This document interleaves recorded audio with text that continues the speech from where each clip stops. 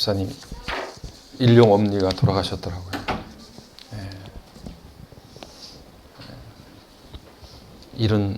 75밖에 되지 않았는데 갑자기 프로그램에서도 그렇게 왕성하게 활동을 했었는데 갑자기 돌아가셨다는 이야기를 듣고서 많은 사람들이 슬퍼하더라고요. 오늘 주보의 그 목회 서신란을 보면 이대 교수인 양혜원 씨의 교수의 글을 제가 발췌를 해서 올려놓았는데 그 글에도 그런 이야기가 나옵니다. 사람이 가을이 되면 자기 인생의 마지막 순간을 자꾸 돌아보게 된대요. 그게 가을이 되면 사람이 이제 마지막이 점점 내게 다가온다는 것을 직감하기 때문입니다. 계절적으로도 연말이 다가와서 12월의 끝을 향해서 가고 있고, 그리고 누가 말해주지 않아도 우리의 인생도 이렇게 끝나게 되겠지라는 생각을 우리 스스로 하기 때문에 특별히 가을이 되면 사람들이 자신의 인생을 더 깊이 돌아보게 된다고 말합니다. 가을은 아직 우리의 삶이 남아있다는 말이고, 그 남아있는 시간은 사랑하라고 우리에게 가르치고 있다고 말합니다. 그래, 우리에게 시간이 남아있어. 그 남아있는 시간은 우리가 더 사랑하며 살아가라고 그렇게 우리에게 말하고 있어. 이렇게 우리가 들을 수 있다는 거죠. 제가 공소시효가 지나서 이제야 이야기를 하는 것인데 50년 전쯤의 일입니다. 제가 아마 초등학교 4학년 그 정도의 일이었는데 그때 아주 친하게 지냈던 사총사가 있었어요. 그 4명이 항상 붙어 다녔습니다. 그런데 4명이서 기말고사를 앞두고 있는 시점인데 누군가가 먼저 이야기를 했는지 모르겠지만, 야, 우리 이번 시험에 시험지 좀 빼낼 수 없을까, 이런 이야기를 했어요. 누가 농담처럼 장난처럼 이야기를 한 것인데 그것이 진지하게 4명이 이제 그 이야기를 토론하기 시작했습니다. 나이 드신 분들은 아시겠지만 그 당시 국민학교에서 시험을 볼 때쯤 되면 조사 아저씨가 등사실에서 1학년부터 6학년까지 시험 문제를 등사를 합니다. 등사라는 거 아세요? 옛날에는 교회에도 주보 만들 때 다 등사기를 밀어서 주보를 만들었어요. 가리방을 긁어가지고 글자를 써서 그렇게 기름을 묻혀서 등사를 했는데, 학교에서도 시험을 볼 때 등사실에서 조사 아저씨가 그렇게 1학년부터 6학년까지 기말고사 시험 보는 것, 시험 보는 걸 다 시험지를 등사를 해서 이렇게 인쇄를 했습니다. 4명이서 야, 저 등사실만 털면 거기에 시험지 가지고 올 수 있어. 이렇게 이제 이야기가 된 거예요. 그래서 4명이서 모의를 했습니다. 어떻게 하면 시험지를 유출시킬 수 있을 것인가. 그래서 4명이서 시험 전날 청소 당번들이 있었는데, 청소 당번들을 우리가 청소할 테니 다 집으로 가라고 이야기했으니까 아이들이 너무 좋아하는 거야. 자기가 청소하는데 청소 안 하고 빨리 갈 수 있고, 내일이 시험이니까 시험 공부 빨리 가서 집에 가서 시험 공부해. 그렇게 이야기를 했더니 아이들이 너무 좋아해서 그냥 뒤도 안 돌아보고 책가방 들고 막 집으로 달아나 버렸어요. 4명이서 남아서 청소 열심히 했습니다. 열심히 하고 등사실을 이제 뚫어지게 쳐다보기 시작했어요. 언제 소사 아저씨가 나와서 등사실을 비우는지 시간도 그 전날 다 체크를 했어요.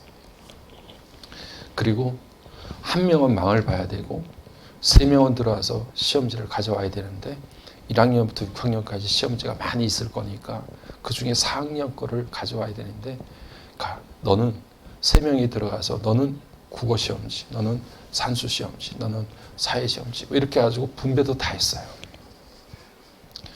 이제 드디어 등사실을 지켜보다가 소사 아저씨가 등사실에서 나왔습니다. 그 시간 한 명이 망을 보고 세 명이 그 등사실을 빠르게 들어갔어요. 들어가서 자기가 각각 맡았던 시험지를 찾는데 야, 가슴이 얼마나 두근거리던지 거기에 들어가니까 1학년부터 6학년까지 시험지가 수도 없이 놓여져 있는데 거기서 4학년을 찾는 게 너무나 힘든 거예요.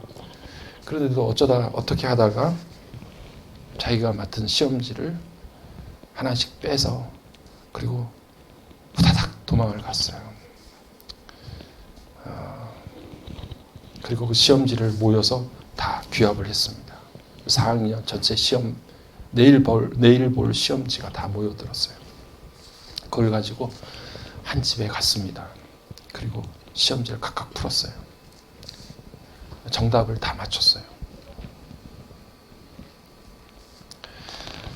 4명 중에 한 명은 늘 반에서 1등, 2등을 하는 친구인데 이 친구는 성적이 안 좋아서 시험지 유출에 가담한 게 아니라 이 친구는 시험을 보기 전에 너무 불안한 거예요. 불안해서 그 사건에 같이 참여를 했어요. 한 친구는 10등 안에 들던 친구고 저는 그저 그냥 10등에서 20등 사이를 오갔던 그렇게 평범했던 당시에 한 학생들이 한 70명씩 되지 않았어요. 국민학교에. 그런데 또 한 친구는 성적이 아주 안 좋았습니다. 다음날 시험을 보러 갔는데 신비로웠습니다. 어떻게 그렇게 문제가 똑같아요? 너무 신비로운 거예요. 그리고 신기가 들렸는지 답이 너무 정확하게 잘 보이는 거예요. 그렇게 답이 잘 보일 수가 없어서 2, 3분 안에 시험 문제를 다 풀었어요. 그리고 앉아서 생각하기를 이렇게 빨리 시험 문제를 다 풀면 오해를 받을 수도 있다고 생각해서 다 푸른 시험지를 끄적끄적 대고 다시 시험지를 쳐다보고 또 쳐다보고 그렇게 하고 있었습니다. 그리고서 이거를 답을 다 맞추면 의심을 받을 수도 있어. 그런 생각을 어릴 때 한 거예요. 그래서 일부러 하나 둘씩 틀렸어요. 오답을 적었습니다. 1등이었던 1, 2등을 했던 친구는 원래 그렇게 시험을 봤기 때문에 그 친구에게는 아무 문제가 없었어요. 10등 안에 들던 친구도 제가 좀 열심히 이번에 공부를 했나 보다. 그렇게 사람들이 생각을 하기 때문에 별 문제가 없었어요. 저 역시 조금 더 노력을 해서 10등 안으로 들어갔나 보다. 이렇게 생각을 했을 수 있는데 관건은 밑바닥을 길던 한 친구였어요. 이 친구는 시험 문제를 들자마자 무지막지하게 인정사정 없이 정답을 다 찍었어요. 그 집에 제가 가끔씩 놀러 갔던 기억이 있는데 그 친구 누나가 한 3명 있고 그 친구가 막내예요.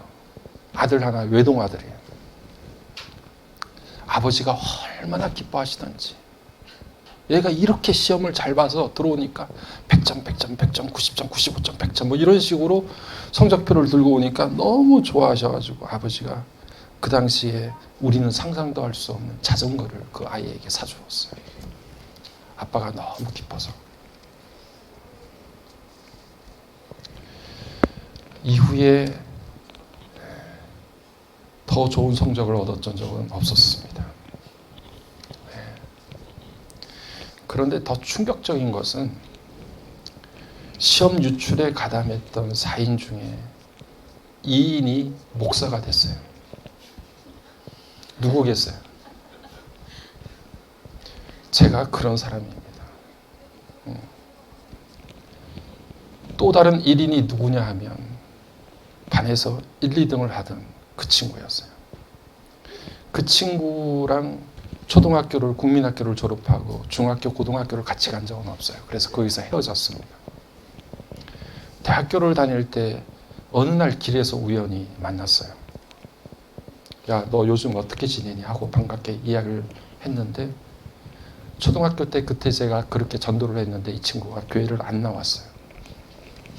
그런데 이야기를 들어보니까 집에 어머니가 아프시고 여러 가지 그 단란했던 가정이고 정말 행복하게 보였던 그런 가정이었는데 그 가정에 우환이 찾아오면서 하나님이 이 친구를 강제적으로 신학대학을 보낸 거예요. 공부를 그렇게 잘했는데. 그래서 자기가 감리교 신학대학을 다니고 있다고 이야기해서 저도 깜짝 놀랐습니다. 그 이인이 바로 한 사람은 총신대를 다니고 있었고 한 사람은 감리교 신학대학을 다니고. 제가 오늘 설교를 하려다가 그 친구가 다시 생각나서 그 친구를 검색을 했어요.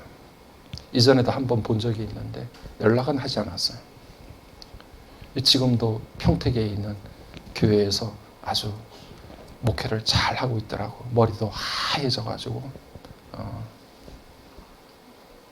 그래서 오늘 설교 이 내용을 보면서 다시 한번 검색해서 그 친구 설교하는 걸 이렇게 한번 물끄러미 쳐다봤어요.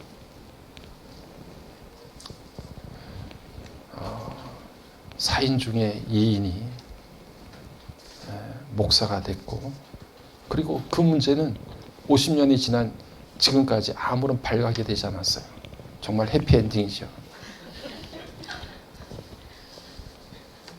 그리고 그 덕택에 저도 10등 안으로 진입하는 걸 경험을 할 수 있었죠.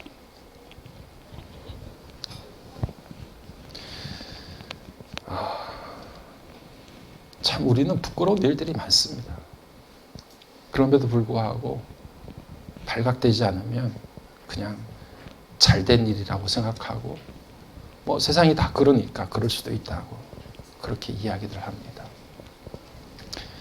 얼마 전에 우리 총회는 아니지만 우리 총회와 버금가는 큰 교단의 총회장이 그 교회 여신도와 부적절한 관계를 유지하다가 발각이 됐어요. 현장에서. 그 장면이 또 뉴스를 타고 다 나오게 됐습니다. 근데 목사님들도 그런 이야기를 할 때 이렇게 보면 막 신나서 이야기를 할 때가 많아요. 아이고 그 녀석 그놈 뭐 있는 것처럼 그렇게 나대더니 결국 알고 보니까 저런 녀석이래 라고 이야기하면서 막 이야기를 하는 경우가 많아요.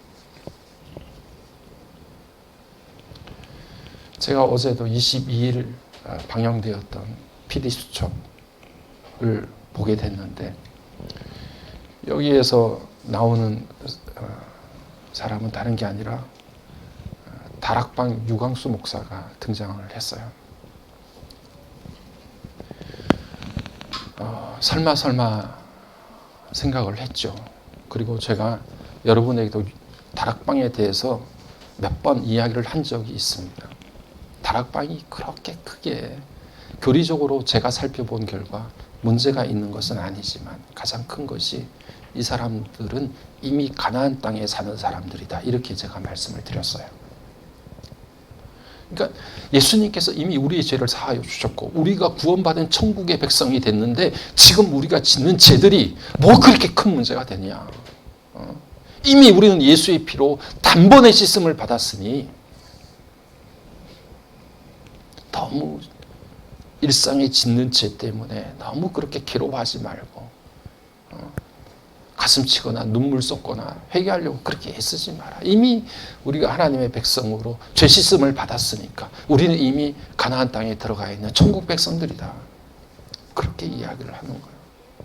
저는 그게 굉장히 큰 신학적인 오류가 있다고 생각을 하거든요. 다른 사람들은 그렇게 생각하지 않을지 모르지만. 그리고 기가 쏠깃한 것이 왜 기성교회들, 다른 교회들은 그렇게 죄를 지적하고 하나님 앞에 회개할 것을 촉구하느냐. 그러니 기쁨이 없지. 좀 제발 이제 하나님의 백성 됐으니 누리며 살면 안 돼? 저 기뻐하면서 즐기며 살면 안 됩니까? 이렇게 이야기하니까 기성교회 다니던 사람들이 거기에 귀가 쏠깃한 거예요. 그래 맞아. 우리 교회 다닐 때는 너무 인상 찡거리고 맨날 기도할 때 훌쩍훌쩍 울기나 하고 그러면서 우리가 교회 다니지 않았어? 정말 마음에 기쁨이 있고 즐거움이 있어서 하나님께서 이미 우리를 하나님의 백성 삼아주시고 백성으로 하나님의 자녀로 그렇게 세워주었으니 그 권세 누리며 살면 되잖아. 이렇게 생각을 할 수 있는 거죠. 그래서 지금도 다락방 교회에 엄청나게 많은 사람들이 모였고 뭐 50만 명, 뭐 30만 명, 40만 명이 모인다고 그래요. 거기다가 우리가 살고 있는 이 강서구에 그 다락방의 본거지였던 예원교회가 있습니다. 그리고 그 예원교회는 지금도 어마어마하게 많은 사람들이 모이고 어마어마한 건물들을 가지고 있어요. 점점 확장하고 점점 넓혀갑니다. 그런데 여러분, 이제 이 모든 것들이 그런 기후가 백일하에 현실적으로 다 드러났어요. 여러분, 예원교회 절대 다니시면 안 됩니다. 예원교회를 절대로 다니는 사람들을 그냥 봐서도 안 돼요. 이 유광수 목사가 그런 생각을 가지고 있으니까 교인들한테도 일상으로 짓는 죄들, 이 죄들에 대해서 하찮게 생각하는 거예요. 그리고 그 동료 목사들, 그 교단에 속해 있는 목사들이 짓는 죄악에 대해서도 별 문제가 없는 것처럼 생각하는 거예요. 그리고 예수님께서 우리를 다 용서하여 주셔서 우리가 하나님의 백성 될 수 있었는데 왜 당신은 그런 사람들의 죄를 용서하지 않느냐고 오히려 다그쳐서 이야기를 하는 거예요. 제가 다 이야기하지 못하겠습니다. 여러분, 피디수첩을 22일자를 보게 되시면 유광수 목사를 비롯한 그 다락방 교단의 목사들이 어떤 일을 저지르고 다녔는지에 대해서 차마 입에 담지 못할 일들이 수도 없이 적나라하게 다 밝히 드러나고 있습니다.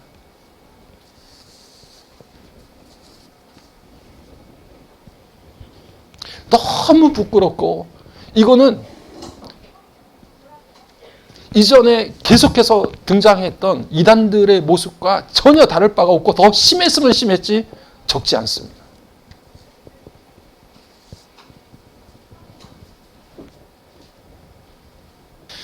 여러분, 우리가 사랑에 관련돼서 이번 주 6절과 다음 주 7절을 하고 이제 마무리를 하려고 하는데 6절의 말씀이 사랑은 불의를 기뻐하지 아니하며 이렇게 시작합니다. 정말 하나님께서 원하지 않는 불의, 그 불의를 기뻐하지 않아야 돼요. 그런 불의의 현상들이 드러날 때 우리가 정말 가슴을 치고 같이 슬퍼하고 고통스러워해야 돼요. 그게 정말 하나님을 사랑하고 우리 가운데 사랑이 불타 있으면 우리들에게 자연히 나타나는 현상들입니다. 적어도 그래야 우리 안에 사랑이 있구나. 정말 우리가 주님을 사랑하면 주님 닮아가게 돼 있지 않습니까? 주님이 기뻐하시는 일을 기뻐하게 되고 주님께서 가슴 아파하시는 일을 우리도 가슴 아파하는 거죠. 그래서 적어도 우리는 하나님을 사랑하고 주님을 사랑한다고 말할 수 있는 것 아닙니까? 주님의 성품을 닮아가고 주님께서 생각하는 그 생각이 내 생각이 되고 주님의 마음이 내 마음이 되고 주님의 눈물이 내 눈물이 되어지는 그런 과정들이 내가 주님을 정말 사랑하는 그것이 우리 안에 이루어지는 그런 모습들이지 않습니까?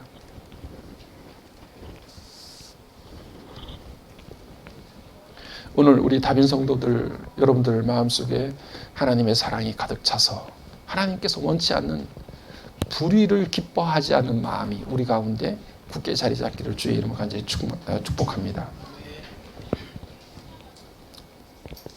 오늘 사모님도 기도를 하셨지만 오늘 광화문에서 교회 연합으로 대부분 교회는 오전 예배 마치고 오후에 광화문으로 가서 그렇게 집회에 참석하고 그런다고 총회에서도 그렇고 노회에서도 그렇게 이야기를 했습니다. 어제 저희 총신대 카톡 단톡이 있는데 한 300여 목사님들이 이렇게 참여해 있는 단톡이 있는데 그 단톡에서 조금의 논쟁이 일어났어요. 그 논쟁은 뭐냐? 이제 한 목사님이 내일 10월 27일 날 광화문에서 교회 연합 집회가 열리게 된다 이렇게 해서 올렸습니다. 그리고 그것이 조선일보에 광고로 게재됐던 22일자인가요? 하여튼 광고로 게재됐던 것들을 이렇게 캡처를 해서 올렸는데 조선일보에서 어떻게 광고를 했냐 하면 이제 여러분 잘 알다시피 차별법 금지에 대해서 우리가 반대한다라고 하는 교회 연합 집회가 열린다라고 하는 그 포스터와 함께 조선일보에 광고한 것이 밑에는 바로 윤 대통령 지키기 운동연합 이렇게 해가지고 같이 두 가지가 같이 올라가 있어요. 그래서 마치 차별법 금지에 대해서 우리가 반대하는 교회 연합 집회가 윤 대통령을 지키는 집회와 거의 동일한 것으로 이렇게 같이 광고가 되어 있는, 그리고 그런 속성을 가지고 있는 것으로 그렇게 나타내는 것을 한 목사님이 올렸는데, 다른 한 목사님이 우리가 이 집회에 참여해야 될지 말아야 될지에 대해서 갈등이 있다 이렇게 이야기하고, 우리는 반드시 동성애에 대해서 찬성하지 않고 반대하고 있고, 그리고 그 동성애를 조장시키는 차별금지법에 대해서도 교회는 반대 입장을 분명히 하고 있는데, 근데 이것이 잘못된 앞에서 일하는 지도자들, 지도부들에 의해서 정치적으로 악용되고 있다. 마치 그것이 자금의 윤 대통령을 지키는 모임으로 오인되어져서 실제로는 그렇게 사용되고 이용되는 것에 대해서 우리는 이런 집회에 참여할 수 없다라고 이제 올렸어요. 이게 두 사람이 이렇게 서로 다른 의견이죠. 그리고 또 한 가지 이야기하는 것은, 그래 우리가 교회가 차별금지법을 반대하고 동성애를 반대하니 우리 교회가 그 모든 것에 대해서 반대합니다라고 하는 것을 지방에서 지금 뭐 몇만 대, 뭐 4만 대, 5만 대 버스가 동원되고 그렇게 해서 다들 올라와서 광화문에 집회를 한다고 그렇게 하니 그것에 대해서 인정할 수 있다. 우리가 당연히 그렇게 해야 되고 그것을 표명해야 된다고 생각한다. 그런데 다른 한 목사님이 또 거기에 톡에다 올린 내용이에요. 그런데 우리 한국의 역사를 돌아보면 정말 역사의 질곡을 겪었을 때도 많았고 백성들이 힘들고 어려웠을 때도 많았는데, 정말 이 나라 이 백성이 힘들고 어려울 때 교회가 입도 뻥끗 안 하더니 휘발하게 이 금지법, 차별금지법에 대해서만 목숨을 걸고 온 교회들을 다 끌어모아서 결국에는 정치적으로 악용되는 이 집회를 만들어내냐, 이렇게 이제 내용을 올린 거예요.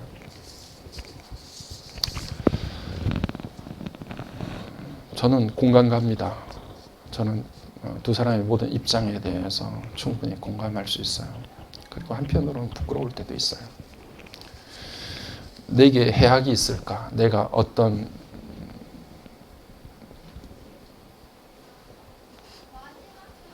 뭔가 어떤 목사로서 좀 안 좋은 일을 볼까 뭐 이렇게 싶어서 사실 두렵고 무서울 때는 한마디도 못할 때가 많았습니다. 그러다가 마치 이것이 우리가 정의를 구하고 하나님의 뜻을 구하는 전부인 것처럼 여기에 정말 벌떼처럼 덤벼드는 거예요. 그 사람들 정말 잘못된 사람들이고 우리는 거기서 절대 반대합니다. 그런데 우리가 반대해야 될 악은 그것만이 아니에요. 정말 더 교회를 무너뜨리는 악들이 이 사회를 전복시키는 정말 많은 악들이 있는데 거기에 대해서 한마디를 하지 않아요. 왜냐하면 내가 해를 받을까 봐. 지금까지 우리 교회들이 그렇게 해왔어요. 그것이 목사님들 한편으로는 늘 무거운 짐인 거예요. 이게. 어쨌든 여러분, 우리가 뭐 교단과 노예에서 그렇게 하는 부분에 대해서 동의하고, 그리고 우리 교회가 말씀 앞에서 그것에 대해서 반대하는 것 충분하다고 생각합니다. 그럼에도 불구하고 불의라고 하는 것이 꼭 그것만은 아니에요. 정말 불의는 이 사회 전반에 그것보다 더 중요하고 심각한 죄악들이 너무 많이 있어요. 모든 불의에 대해서 우리는 기뻐하지 않아야 됩니다. 그것만 가지고 불의를 이야기하고 그것이 해결되면 마치 우리가 정의롭고 모든 것들이 다 해결된 것처럼 착각을 하지 말아야 된다.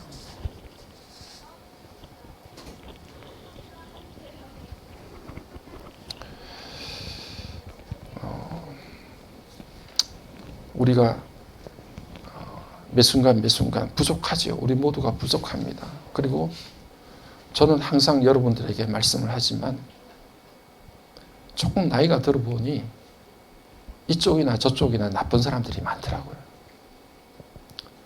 이쪽에 있다고 해서 모든 사람이 좋은 사람이고 저쪽에 있다고 해서 모든 사람이 나쁜 사람은 아니더라고요. 사람을 사귀어 보니까 그래요. 서로 상호 보완해야 될 관계이지 적대시할 관계는 아닙니다. 사람의 생각과 입장은 늘 100% 완전하지 않아요. 서로의 이야기에 귀를 기울이면서 내가 못하고 내가 부족한 것들을 받아들여야 되는 거예요. 그게 신앙생활을 하니까 그게 내 마음속에 이렇게 시간에 따라서 주어지고 사는 게 다 그렇구나 하는 것들을 마음속으로 깊이 느끼게 됩니다. 자, 여러분, 우리가 이렇게 불의의 모든 것들에 대해서 기뻐하지 말아야 되고 그것들에 대해서 우리가 가슴 아파해야 되는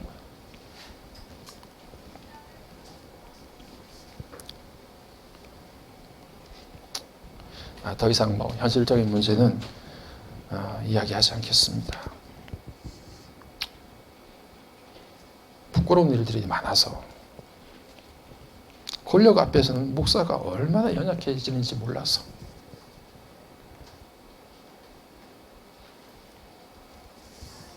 저게 분명히 잘못된 것인 줄 알면서도 최근에도 가서 대통령이 될 사람 머리 위에 안수하고 기도했던 우리 총회장을 지냈던 사람, 통합 측의 총회장을 지냈던 사람, 그런 일에 대해서는 서스럼없이 그렇게 행합니다. 그럼에도 불구하고 또 다른 모습으로 자신들의 정의로움을 덮고 그런 것처럼 내색을 하는 그런 모습을 볼 때 누가 거기에 대해서 진실성을 일관된 모습을 인정할 수 있을까 하는 생각을 해보게 되고 그것이 결국 우리들의 모습일 뿐 아니라 바깥에서 우리를 바라보는 모습일 수도 있겠다 그런 생각을 가지는 거예요. 우리는 언제 기뻐해야 되느냐? 오늘 6절의 뒷부분의 말씀이 진리와 함께 기뻐해야 됩니다. 진리와 함께 기뻐할 수 있는 저와 여러분 되기를 간절히 소망합니다. 진리라고 하는 것은 언젠가 제가 여러분에게 말씀을 드렸지만 알레테이라고 하는 말 자체가 히랍 사람들은 망각이라고 하는 것이 강이라고 생각했어요. 망각의 강을 건너가면 모든 게 다 잊어버리는데 그 망각의 강을 레떼라고 붙였습니다. 이름을. 레테의 강이에요. 그런데 이 히랍 말이 진리라고 하는 말이 알레테이아예요. 레떼인데 레떼의 강을 건너지 않고 거슬러 올라가는 것. 아라고 하는 말이 지금도 그래서 히랍어의 영향을 받은 영어권에서도 영어에 A가 붙어 있으면 부정어 A가 될 경우가 많아요. 그러니까 레떼의 강을 거슬러 올라가서 그 강에 떠밀려 가지 않는 것, 그것이 바로 진리입니다. 진리는 반드시 잊어버리지 않고 우리 가운데 기억되는 게 진리예요. 여러분, 그 말씀이 우리에게 합당한 것이 요한복음 16장 13절 말씀을 보게 되면 진리의 성령이 너희 가운데 오시면 모든 진리 가운데로 너희를 인도하리라고 말씀합니다. 그러니까 성령께서 우리에게 오셔서 우리를 망각의 강, 레떼를 건너지 않도록 만드시는 거예요. 너 그거 잊으면 안 돼. 기억해야 돼. 진리와 함께 기뻐할 때 정말 우리가 우리 안에 성령께서 오셔서 진리로 인도해 주시면 정말 우리 안에 참된 기쁨이 있게 되는 거예요. 내가 정말 기뻐했던 적이 언제였을까? 이 생각을 한번 이렇게 일생을 돌아봤어요. 제가 정말 기뻐했던 때는 신대원에 입학을 했던 때예요. 대학교 때 팽팽 놀다가 무시험으로 들어가지를 못했어요. 시험을 봐야 되는데 그때만 하더라도 신대원 시험 보는 사람이 약 1000명 뭐 이렇게 될 때예요. 그런데 내가 원하는 코스에 들어가려고 하면 그 1000명 중에 한 50명쯤 안에 들어가야 돼요. 근데 그 시험을 준비하면서 부산에 있는 석포교회 최문식 목사랑 둘이서 독서실에 앉아서 공부를 막 성경, 철학, 영어 시험을 보는데 거의 만점이 나와야 50등 안에 들어갈 수 있는 거예요. 그런데 어느 날 아침에 학교로부터 당신이 어느 과정에 합격을 했습니다. 전화를 받을 때 얼마나 기뻤는지 몰라요. 대학 신대원을 그렇게 졸업하고 연세대 대학원을 시험을 봤는데 몇 가지 시험을 보는데 전공 시험에서 2문제가 나왔는데 한 문제는 알겠는데 한 문제는 못 쓰겠는 거예요. 근데 그 한 문제를 그래도 대충 써야 되잖아요. 그런데 지가 뭐가 잘났다고 그 한 문제를 백지로 냈어요. 어설프게 쓰는 것을 내가 용납하지 못하겠다. 이런 말도 안 되는 자존심을 내세워가지고 조금이라도 쓰면 10점, 20점이라도 줄 텐데 그냥 백지로 낸 거예요. 그래서 그 시험을 치고 나와서 나는 떨어졌다 생각을 했어요. 왜냐하면 전공 과목 시험을 2문제 중에 한 문제를 아예 백지를 쓰지를 못했으니 많이 맞아봤자 50점, 뭐 그것을 만점을 준다고 50점이잖아요. 그렇게 절망하고 있었는데 어느 날 전화가 왔는데 연세대 대학원에서 당신이 합격을 했다고. 100여 명이 넘게 시험을 봤는데 거기에 12명, 13명을 뽑는데 그 안에 내가 들어갔을 때 너무 기뻤더라고요. 그래서 그날은 막 후배들도 함께 앉아가지고 서로 축하해주고 막 그런 좋은 모임을 가졌던 게 기억이 나요. 물론 아내를 만나서 결혼한 것도 생애 기쁜 일이었어요. 예. 그런데 여러분 생각을 해보니까 내가 정말 6절의 말씀처럼 진리와 함께 기뻐했던 적이 있나? 진리 때문에 기뻐했던 적이 있나? 어디 힘든 시험 합격돼가지고 막 기뻐가지고 그런 것은 기억이 나는데 정말 내가 목사가 돼서 하나님께서 잊지 말라고 이것만큼은 꼭 기억하라고 말씀하신 이 진리를 기억하면서 그것이 내 마음을 두근두근거리게 만들고 막 박장대소하게끔 만들어주는 그런 기쁨을 누린 적이 있나 생각을 해보니까 그런 게 기억이 안 나요. 그래서 예수님께서는 언제 기뻐하셨을까? 이것을 생각해 봤거든요. 그랬더니 누가복음 10장 21절에 누가복음 10장 21절에 예수님께서 기뻐하셨다는 말이 나오더라고요. 여러분 한번 앞을 보면서 잠깐 읽어보겠습니다. 그때 예수께서 성령으로 기뻐하시며 이르시되 천지의 주제이신 아버지여 이것을 지혜롭고 설기 있는 자들에게는 숨기시고 어린아이들에게는 나타내심을 감사나이다. 옳소이다. 이렇게 된 것이 아버지의 뜻이니이다. 예수님께서 정말 기뻐하셨던 적이 있어요. 성령께서 주님 안에 머무시면서 주님의 마음을 너무 기쁘시게 하셨는데 그것은 다른 게 아니라 정말 똑똑하고 잘난 사람들이 하나님의 말씀을 깨닫는 게 아니라 아무것도 모르는 것 같은 천치 같은 어린 아이들이 하나님의 말씀을 깨닫고 진리를 알게 되는 것. 그것을 보니까 우리 주님이 너무 기쁘셨다는 거예요. 여러분, 우리 안에 참된 진리가 깨달아지고 연약하고 약한 지체들이 하나님의 말씀을 온전히 알게 되어져서 그것을 정말 마음속 깊이 이해하고 하나님의 말씀에 순종하는 것. 그것이 우리에게 참된 기쁨이어야 합니다. 예, 저의 기쁨이어야 하고 여러분의 참된 기쁨이어야 해요. 예, 세상 가운데서 필요한 것들 얻고 그리고 여러 가지 것들 다 이루어져서 내가 원하고 바라는 대로 모든 것들을 취할 수 있는 것 우리에게 기쁨이 될 수 있고 소소한 즐거움이 될 수 있지만 정말 기뻐하셨던 것은 예수님께서 대놓고 내가 기뻐했다라고 이야기하는 것은 정말 연약하고 약한 지체들이 하나님의 말씀을 깨닫고 그 진리를 깨달아서 그 말씀대로 순종하고 살겠습니다. 결단하고 하나님 앞에 두 손 들고 나가는 거 그거 볼 때마다 내 마음이 너무 기쁘고 즐겁다. 이렇게 말씀하시는 거예요. 오늘 우리 연약하고 약한 우리 다빈 공동체인데 다빈 공동체 가운데 찾아온 우리 연약한 지체들이 하나님의 말씀을 밝히 깨닫고 알아서 하나님께서 정말 내 삶 가운데 이것을 원하시는구나. 이렇게 살라고 말씀하시는구나. 그것들을 진리를 보게 되고 그 진리대로 살기로 결단하고 그 말씀대로 나아가는 그 걸음을 볼 때 우리 마음에 정말 기쁨이 충만한 역사가 나타나기를 간절히 소망합니다. 마지막으로 제가 이 말씀 함께 나누고 설교를 마무리하고 싶습니다.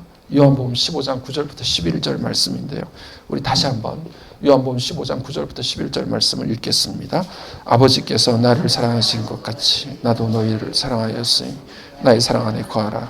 내가 아버지의 계명을 지켜 그의 사랑 안에 거하는 것 같이 너희도 내 계명을 지키면 내 사랑 안에 거하리라. 내가 이것을 너희에게 이름은 내 기쁨이 너희 안에 있어 너희 기쁨을 충만하게 하려 함이라. 아버지께서 나를 사랑하신 것처럼 내가 너희들을 사랑하였으니 너희들 내 사랑 안에 거하라. 예수님께서 정말 우리를 향해서 간절하게 말씀하시는 거죠. 그런데 어떻게 사랑 안에 거하느냐를 다시 설명하시는데, 내가 아버지의 계명을 지킴으로 그의 사랑 안에 거하였던 것처럼 너희도 내 계명을 지키면 내 사랑 안에 거하리라고 말씀합니다. 그러니 예수님께서 하시는 말씀은 다른 게 아니라, 정말 아버지를 사랑하면, 내가 아버지를 정말 사랑하는데 그 사랑이 내 안에 있으면 아버지께서 하신 그 말씀, 그 계명들을 지키지 않을 수가 없더라. 그 진리 안에 머물지 않을 수가 없더라. 사랑한다고 하면서 그분이 내뱉은 말씀들, 그분이 원하시고 기뻐하시는 말씀을 내게 다 들려주셨는데 그 말씀 안에 머물지 않아. 그러면 내 사랑이 정말 진짜 사랑인가? 참사랑인가? 아니죠. 그것은 참사랑 아닙니다. 사랑한다고 하면서 사랑하는 사람의 이야기에 내가 그것을 귀담아 듣고 그 이야기를 실천하지 않고 그 이야기에 내가 반응하지 않는 것, 그것을 진짜 사랑이라고 말할 수 없잖아요. 내가 아버지께서 나를 사랑하셨으니까 내가 그 사랑 안에 머물기 위해서 아버지가 내게 말씀하신 그 계명과 진리대로 내가 행하였다. 그래서 아버지의 사랑 안에 머물 수 있었다. 그런 것처럼 너희들도 나의 계명을 지키고 행해야 내 사랑 안에 머물 수 있다. 나를 사랑한다고 말할 수 있다. 이렇게 이야기하는 거예요. 진리 안에 머물지 않는 사랑은 참사랑 아닙니다. 불의를 보고 기뻐하는 사랑은 참사랑 아니에요. 아버지께서 오늘 우리에게 말씀하시는 참 진리를 붙들고 외롭고 쓸쓸하고 고통스럽고 때로는 마음이 무너지고 상처가 있더라도 그 진리를 붙들고 살아야 적어도 나는 예수님 사랑합니다. 주님 사랑합니다. 이렇게 말할 수 있다는 거예요. 그런데 마지막 구절을 보세요. 11절 말씀에서 그렇게 이야기합니다. 내가 이것을 너희에게 이르면 내 기쁨이 너희 안에 있어 너희의 기쁨을 어떻게 합니까? 충만하게 하라 합니다. 여러분, 우리의 가슴 속에 기쁨이 가장 충만한 것은 다른 것이 아니라 주님의 기쁨이 우리의 기쁨이 될 때 우리의 가슴 속에 기쁨이 가득 찰 수 있는 거예요. 그것은 우리 안에 참된 사랑이 있는 것이고, 그 참사랑은 우리가 진리 안에 머물 때, 망각의 강을 건너지 않고 그 말씀이 내 삶 가운데 잊혀지지 않는 삶의 목표와 좌표가 되어져서 그 말씀을 끝까지 붙들고 그렇게 살아갈 때 우리 마음에 참된 기쁨이 충만할 수 있다는 것을 말씀하고 있습니다. 자, 우리가 다음 주에 이제 사랑에 대해서 결말을 낼 텐데, 여러분, 사랑은 절대 한순간의 감정이거나 우리가 느끼는 느낌이 아닙니다. 사랑은 끊임없이 우리에게 결단을 요구하세요. 참고 견디고 인내하고 온유해져야 되고, 비록 피해가 내게 있다 할지라도 진리를 붙들어야 되고 불의를 기뻐하지 않아야 되고, 순간순간 우리에게 결단을 요구하고 그 선택의 길을 걸어가야 적어도 그것이 사랑이라고 말할 수 있다고 오늘 고린도전서 13장 내용이 우리들에게 말씀하고 있습니다. 여러분, 이 사랑의 길을 저와 여러분이 걸어가기를 간절히 소원합니다. 그 사랑의 길이 우리가 원하는 진리의 길이 되기를 간절히 소망합니다. 이 시간 우리